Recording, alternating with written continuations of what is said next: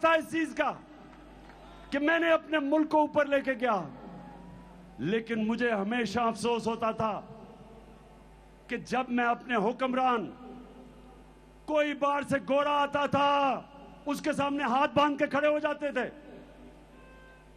शर्म आती थी मुझे।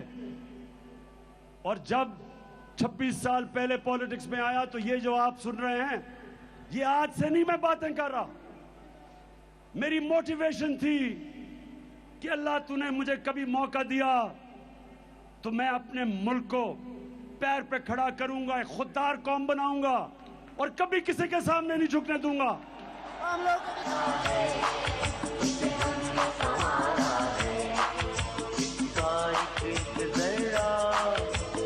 जान से प्यारा है, इसका एक जरा हमें जान से प्यारा है।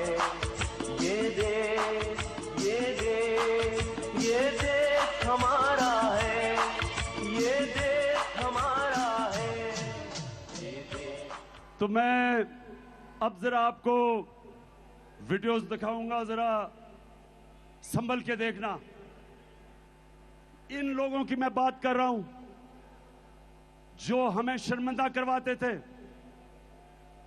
जिनको अपनी तो इज्जत नहीं थी, कौम की भी इज्जत मिट्टी में लगा देते थे।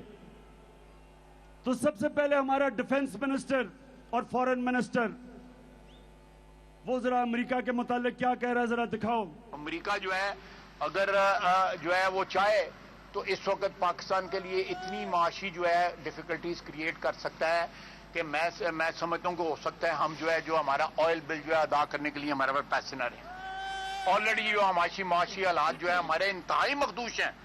ये सारे वेंटिलेटर जो है ना, ये लगे हुए हैं अमेरिका की मर्जी से लगे हुए हैं।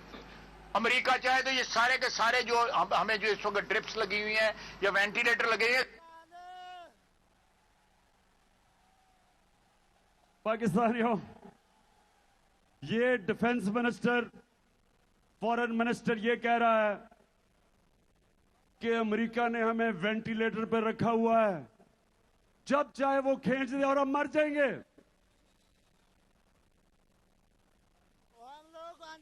मैं पहले तो इससे पूछता हूं कि ये इस नौबत पे लेके कौन आया?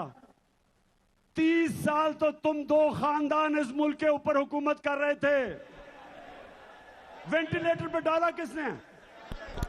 इस मुल्क का खुद पैसा चोरी करके बाहर महलात, अरबों डॉलर्स की प्रॉपर्टीज, बैंक अकाउंट्स,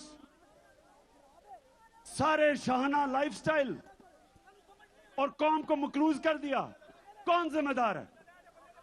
तो पहले हमें मकरूज किया, अब हमें कहता है कि अगर हमने अमेरिका की गुलामी ना की तो हम मर जाएंगे।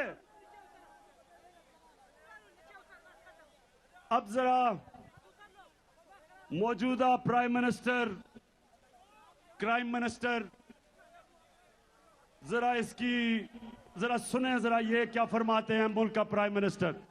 मैं सऊदी अरब से होके आया हूँ, मैं यूएई के होके, अभी मैं तुर्की होके आया हूँ, और मैंने उन भाइयों को कहा कि आप हमारे बड़े अजीम भाई हैं, हमेशा आपने हमारी मदद की।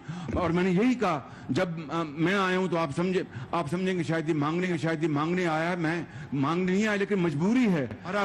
जिस तरह माजी में 75 साल में आपने हमारा हाथ बटाया है, कुछ अर्सा आप हाथ बटाओ। मैंने कहा मैं वादा करता हूँ कि इंशाअल्लाह हम पूरी कौम हम मिलकर दिन रात मेहनत करेंगे, पसीना गिराएंगे, अपने पाँव पे खड़े होंगे।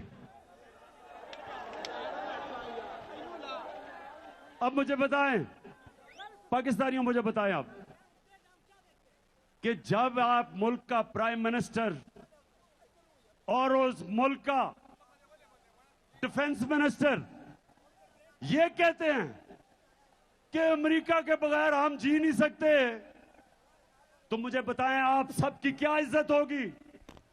हरे पासपोर्ट की दुनिया में क्या इज्जत होगी? जिस मुल्क के प्राइम मिनिस्टर भिखारियों की तरह फिरते हैं, उस कौम के शहरियों की दुनिया में क्या इज्जत होगी? और मैं इसलिए पॉलिटिक्स में आया था क्योंकि मैं इंटरनेशनल क्रिकेट खेलता था और मुझे पता था कि हम जब दुनिया में जाते थे तो हमारे पासपोर्ट की हमें किस तरह बेइज्जत होना पड़ता था। वो इसलिए कि जब हुक्मरान भिखारियों की तरह अपनी बाहर जायदादें डॉलर्स बाहर और मुल्क को मकरूज करके और फिर झुके सामने। अब जरा देखें